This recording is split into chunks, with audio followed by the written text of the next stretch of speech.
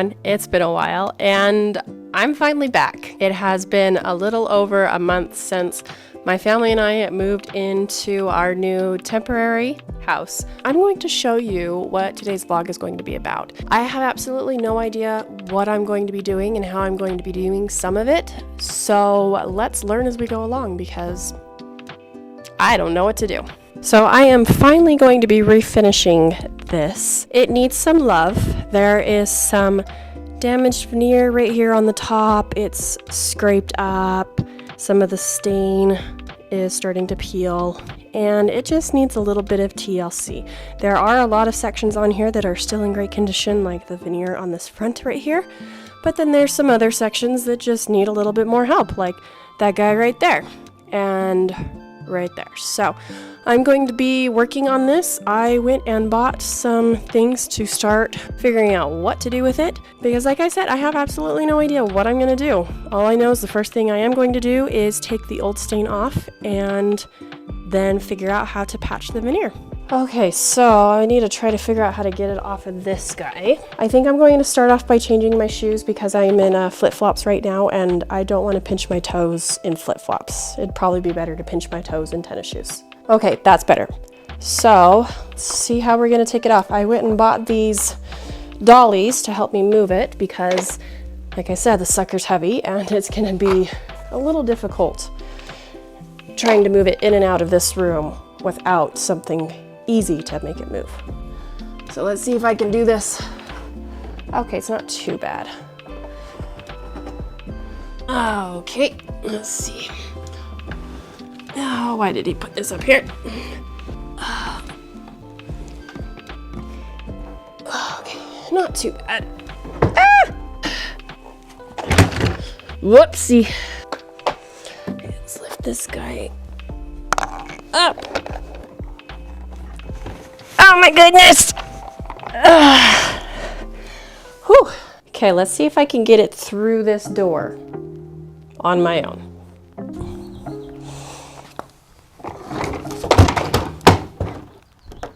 That did not work very well. It's not working. Does not help that there is a broken foot on that side that I'm going to have to figure out how to fix. So that's why it wants to tilt.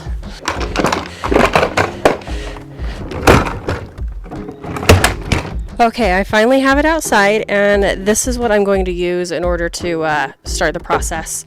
Because if I can try to avoid sanding as much as possible, I'm going to do that, as I am not sure how thick this veneer is and I don't want to run through it. So we're going to go with the chemical first, strip it off, and then see what I need to do in order to sand it once I'm done with that. Okay, so I'm thinking I'm going to start with the stripper first just because I don't have much acetone and I don't want to use up all of my acetone right now. So let's see exactly how long it needs to sit before I can strip it. After 15 minutes, test scrape a small area to see if finish is ready for removal. I don't have my metal container. I don't know where that went. So we're just gonna do a small section right here and go from there. But first off, gloves, because this stuff is mean. Last time I used this stuff, I had burns on my hands because I didn't use the correct gloves. Now, I'm not the original owner of this chest. I purchased this off of the classified ads a little over a year ago. Originally, my intention was to use this chest as a toy chest for my children, but unfortunately, due to the age of my children, it did get a little damaged. The interior storage compartment had broken, as well as the part of the wood where the lid attaches had popped off. So when we moved, I had decided that this chest was going to be taken away from my children and becoming mine. When I had first purchased it, I did notice that there was some wear and tear to it, and so I knew eventually that I was going to be refinishing it. A few months ago, my husband and I sold our house and we are currently living with in-laws while we are building our forever home. So at this moment in time, I have nothing to do. So today is the day that I am starting the refinishing project of this chest. I unfortunately have no garage or shed to actually work in, so I am taking this chest chest in and out every day to work on it, outside in the patio in the full sun. So yes, I do know that it is not the most ideal location to actually be doing this, but it is all I have. I have done a lot of research on refinishing something this old because the last thing I want to do is ruin it while I am attempting to put it back together again. So instead of going through my traditional route of using my orbital sander, I am hand sanding instead, which initially consisted of me using stripper to strip off the original varnish and then using acetone to clean it off. Considering the fact that I don't know exactly how thick this veneer is, I didn't want to use my hand sander and burn through the veneer. So while paint stripper is not my first choice of action, I decided to go that route just because I knew I wouldn't burn through the veneer by using that plus hand sanding. And then using the acetone afterwards ended up cleaning up the rest of the gunk that was left on there, as well as whatever minimal varnish was still left on there that the stripper did not take off. So I still have a lot more left I need to do in order to get the stain off of the sides, but for right now I'm just going to start sanding the top because I'm too tired to do the sides right now, but it's just giving me a good chance to look at the veneer on the sides and how damaged it is in certain spots. So like right here, it's pretty beat up on the sides around the waterfall edge.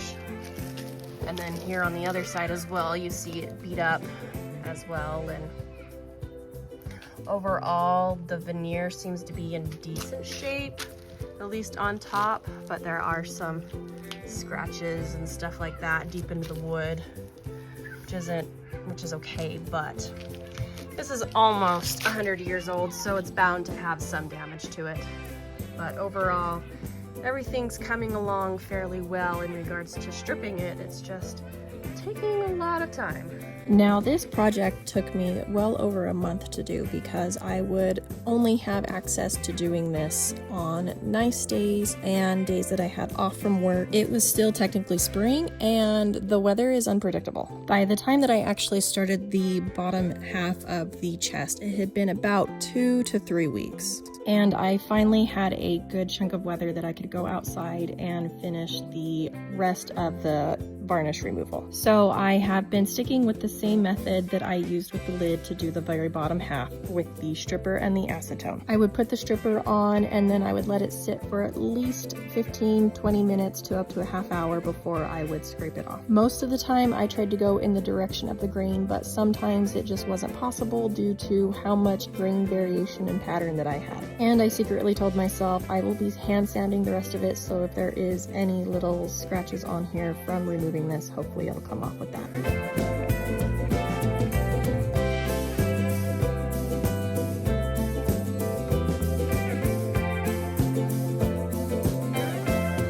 Okay, it is a couple days later and I finally got my veneer. It came in and it's beautiful. I think it's going to fit fairly well. Of course, you can definitely tell that there's a difference between the veneer and the original wood. I'm gonna have to figure out exactly what I'm going to do in order to stain it to match, but I think the graining's gonna fit perfectly. So this is it right here. Like I said, the grain I think is going to fit perfectly. So I'll be using these edges right here to match what is right here. This did come in damaged in some spots, but considering the fact that I'm only going to be needing to fix the veneer in small spots, it's good that I don't need something big to fix. You know, I'm glad I don't need to fix this waterfall edge right here because I would cry. Unfortunately, here is the shape of the wood. There's a lot of damage down here on this end, which, like I said, is okay because I won't be using it. But if I needed this entire amount, I'd be pretty mad about that. Remember how I said that the lid attachment on the back of the chest had broke? My husband ended up fixing that, but there were still some sections that had popped out that needed to be glued back together. Some gaps showing, and I didn't want those to continue to show, so I took some wood glue and some clamps and I clamped it. And I let that clamp sit for at least 48 hours. My original intention for the veneer was to only replace the damaged sections on the outside portion of this lid. My thinking was that I would just cut off the damaged section and then glue the new veneer onto that damaged section, stain it, and then make it so that it would look fairly normal, which is a massive understatement because I should have just gone through and replaced the entire section of the veneer on that edge right there. Let's just say the veneer had a great time not listening and coming off when I tried to chip it off. Of course, I used a chipping method instead of a heat method, which didn't work out very well. Now, I had to fix a broken foot on the very bottom of the chest, and after collaring numerous wood shops to see if any of them had any old wood piece scraps that I could buy from them, I got ghosted by a lot of people. I just gave up and found a piece of pine that I had in my trailer and just decided to cut a piece off of there. With this being on the bottom as part of the foot situation, I figured I'm probably not going to see too much of the actual wood. If it's going to be on carpet, not going to see much of it at all, so I'll just go with whatever piece of wood that I have. I was lucky enough to find a slab of wood that actually was fairly similar in size to what the current foot situation is on the chest. So my husband cut it for me because I was tired by that point in time, and then we glued it on and left it for at least 48 hours. And since it was getting close to being the end of the day, I took some quick wood to finish up the lid and the chest and filled in some holes. Now, this stuff is quite sticky. It did not want to stick to the wood very well. It more wanted to stick to my gloves than anything. Now, unfortunately, I ended up losing the video that I had recorded of me actually gluing down the veneer to this, but I had let this sit on there for at least 2 to 3 days before I ended up taking the tape off of it to chisel down and cut off the veneer. I cut the veneer to match the same dimensions as what I needed, and then I glued it on and I taped it down and I let it sit for a couple days. That way I knew that the wood glue had bonded enough so that I wouldn't have to worry about any of the veneer lifting. Then the fun part came of trying to pick what stain color I wanted to go with. My dream was to stain this chest darker. I didn't want to go with a red color. I didn't want to go with a orange or a yellow color. I wanted something darker. I wanted something more brown. And so my hope was that staining this would remove the other colors that I didn't want. So I took the remnants of the veneer that I had bought, and I took 4 different stain colors that I had liked, and I put them on there to decide what I wanted to do. However, I came across a video of a person using mineral spirits on their old antique furniture to bring out the natural wood grain. And it piqued my interest in the fact that I wanted to see what this natural wood would look like once I had at least put some color to it. I wanted to see if I actually wanted to stain it or if I just wanted to put a shellac on this and call it a day. But once I started doing this, I was not 100% thrilled with the wood color. It turned out a little too orange and too yellow for my liking, so then that just hit the fact that I wanted to go with a darker stain. Prior to staining, I did use a oil-based wood conditioner. In the research that I had done with wood finishing on these old chests, I found that mahogany, which is what this wood veneer is actually made out of, old American mahogany, they can become blotchy with how open the wood grain is, and so to use a wood conditioner to prevent that blotchiness. So I added that wood conditioner, let it sit for a few minutes, and then dry for a half hour before I went in with early American oil-based stain. I let the stain sit on the wood for just a few minutes before I wiped it off, and the color was exactly what I had hoped for. Using this stain brought out the color of the wood grain that I was hoping to accomplish and get, and I think that it was the best decision that I had made. I struggle to find the words that I want to use just because I can't describe how I feel while looking at this perfectly, because the video does not do justice what I see versus what you see. The difference between the different wood grain patterns and how they handled the stain is just beautiful in my mind, and I am so glad that I chose this color to use because it is just, it's whimsical, it's beautiful, and so many more adjectives that I am having a hard time to describe.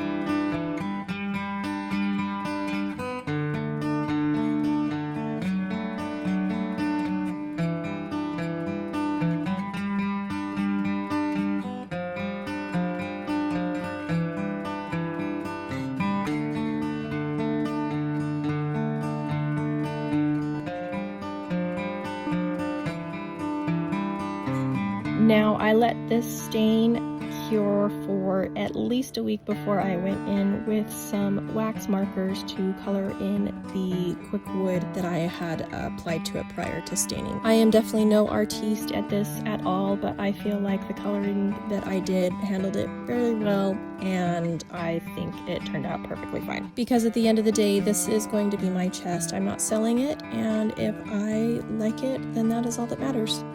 Now, I had let the wood glue dry on the top of the lid for at least a week prior to going in and staining this. Mostly because I just wanted to make sure that the new veneer had bonded sufficiently to the lid and I wouldn't have any issues with it trying to pop off or anything like that. So I did the exact same thing that I did with the bottom portion of the chest. I went in with an oil-based wood conditioner before I actually went in and did the actual staining. I used the exact same wood conditioner and stain color as I did with the bottom, which was Early American by Minwax. With the lid, I actually had to go in and do a couple layers of the stain to apply to the brand new veneer so that I could match it better than using just one single stain layer. The reason being is that the original veneer on this lid is almost 100 years old, so the wood has more aging to it, so it looks different than brand new veneer. So I had to go in a few times to match the veneer so that the stain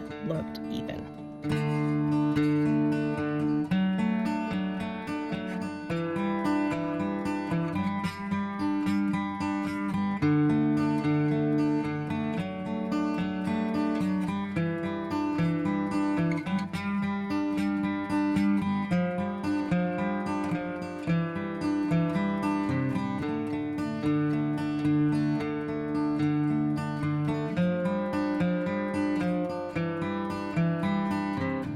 Once everything was fully cured and dried, I went in with a shellac to seal the wood. The reason why I went with a shellac is I wanted to do something that was less toxic than using a polyurethane. And another reason is because I hate the smell of polyurethane and I didn't want to leave this cedar chest outside to fully cure from the poly, because we all know how much polyurethane smells. Considering the fact that I was taking this chest in and out every day, I didn't want to smell poly while I was trying to sleep at night. With the shellac, I could just leave it outside for a couple hours, and then by the time it was time to go to bed, I was able to bring this chest inside and I didn't have that poly smell.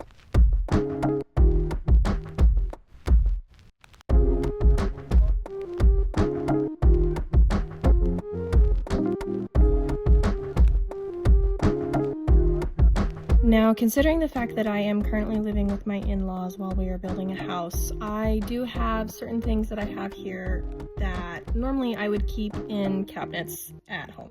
For instance, some of my chemicals that I use for laundry and such.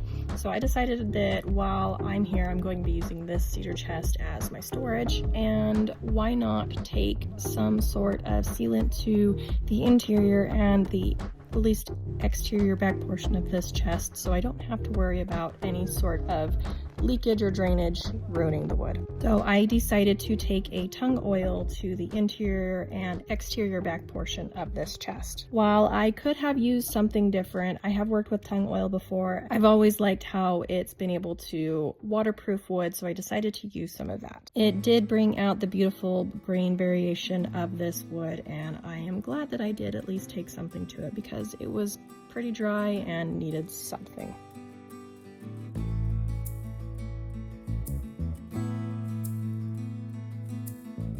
After letting the lid cure for at least a week, I also took a shellac to this to seal it up.